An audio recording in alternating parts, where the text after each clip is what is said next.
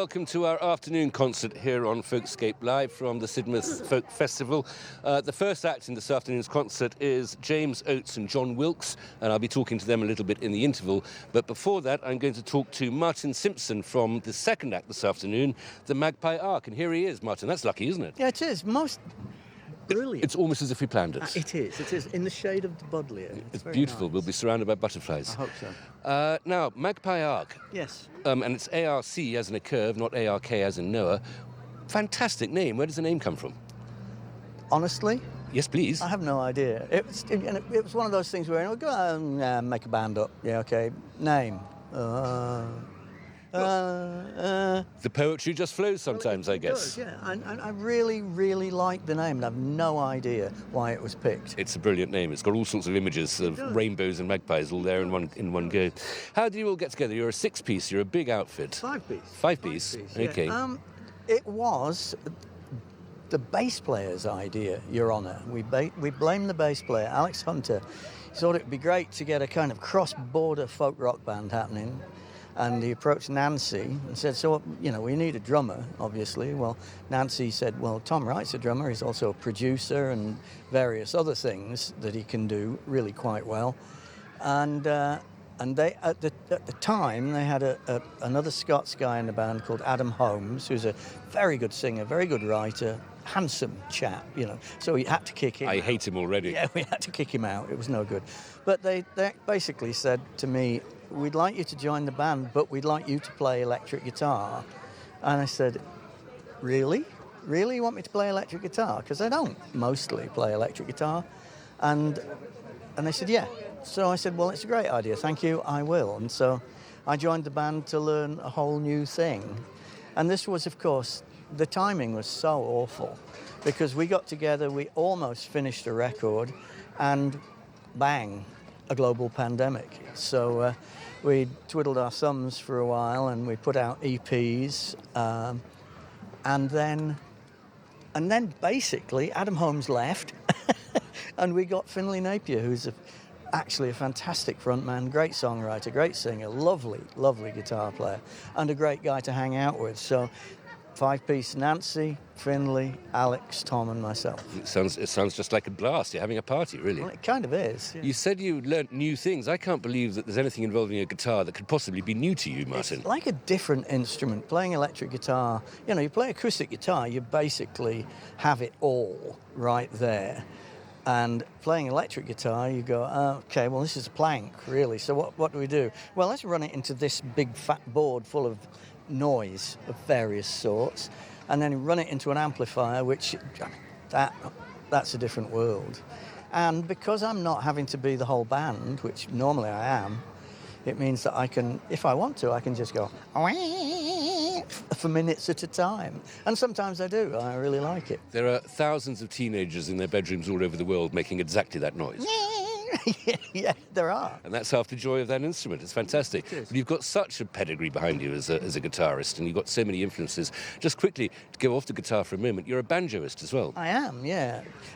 I would not play the guitar in the way that I do if it wasn't for the fact that when I got a guitar when I was 12 and a banjo when I was 13 from a junk shop in Scunthorpe. But actually, it was a very good banjo.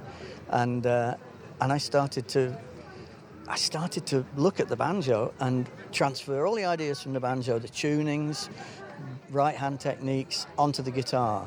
And it still, to this day, massively informs what I do. So when I'm playing electric guitar, people expect to see me playing, regular chords, but actually I'm playing electric guitar in banjo tunings with a capo. Oh, God. Well, I'm from Grimsby, just up the road from Scunthorpe, and I think I bought my first guitar in a pub in circumstances that I don't fully recall in Grimsby.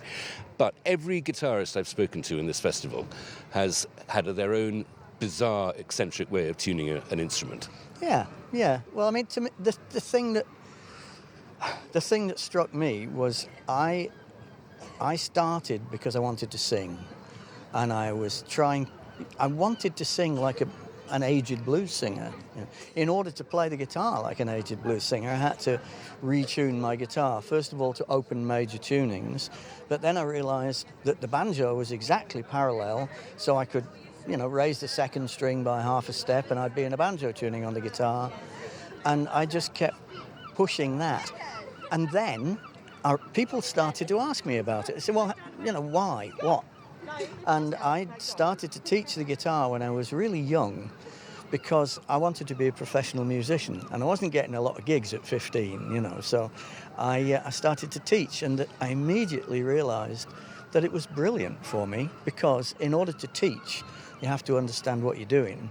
And so I had to learn, and as I went along developing technique and ideas, I would have to internalize them and understand them so I could explain them to other people. And that was massive. And it remains massive for me. But in order to fulfill that youthful ambition as a singer, then you also have to have suffered a lot in Louisiana. Well, I did. But you have lived in the States and in the southern states for a while, and that must be a big influence, like whole country influence. Yeah, I mean, all of American music, from being a kid. I have two elder brothers, so I grew up. My mother listened to Paul Robeson and Harry Belafonte. My elder brother, listened to jazz and rock and roll. He bought rock and roll 78s as they came out. My middle brother really got into blues. And so I had this huge, huge amount of music. And my father was a great singer, singing light opera, singing Gilbert and Sullivan and things of that nature. So you had the whole of the Americana experience. I did. Plus G&S all in Scunthorpe. Yes, rather good, yeah. It sounds absolutely superb, but that's not the only influence on you. I noticed that you've got South American influences as well, or Spanish, Latin American influences. And I also, that you worked for what sounds like one extremely exhausting long night with a Chinese instrumentalist. Oh, yeah, absolutely. Wu Man, her name is, and she is just fabulous, spectacular. Played an instrument called the pipa, which is a Chinese lute.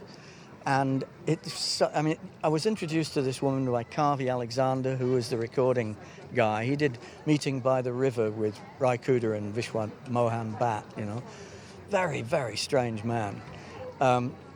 He mixed on direct to 2-inch tape, and the tape recorder it looked like an Indian railway train from the 1940s. Just marvellous. And he would mix from the next room. He'd go, Simpson, come close up. And so you'd shuffle into the mic. So the pipa it played upright. The frets are made of jade. And they are solid jade, absolutely remarkable. That really is literally rock. It is rock, yeah. And it has to be upright, otherwise it would fall off your knee.